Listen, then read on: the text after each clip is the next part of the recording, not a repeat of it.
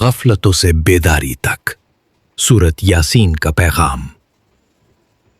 کبھی ہم سب اپنی روزمرہ مصروفیات، خوف، پریشانیوں اور دنیا کی دوڑ میں ایسے کھو جاتے ہیں کہ دل کی آواز سننا بھول جاتے ہیں۔ سورت یاسین ہمیں جھنجھوڑتی ہے، جگاتی ہے اور یاد دلاتی ہے کہ یہ زندگی صرف گزرنے کے لیے نہیں، بلکہ سنبھلنے، سمجھنے اور اللہ کی طرف لوٹنے کے لیے ہے۔ یہ سورت ہمیں بتاتی ہے کہ اللہ بار بار اپنے بندوں کو موقع دیتا ہے۔ نصیحت، نشانیاں، واقعات اور احساسات سب ایک ہی پیغام دیتے ہیں: جاگو، سوچو اور اپنے رب کی طرف رجوع کرو۔ کبھی ایک سچی نصیحت، کبھی قدرت کی ایک نشانی اور کبھی دل میں اٹھنے والا ایک خاموش سوال۔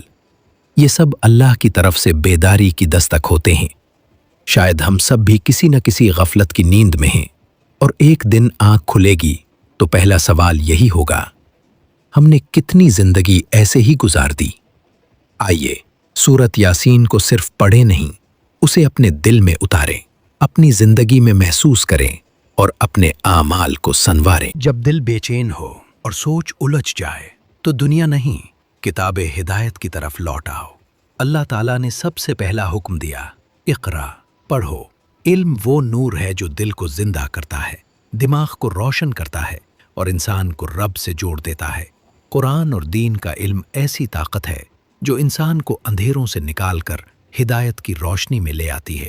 اپنے دماغ کو دنیا سے نہیں، قرآن سے چارج کرو، کیونکہ اصل سکون اللہ کی یاد میں ہے۔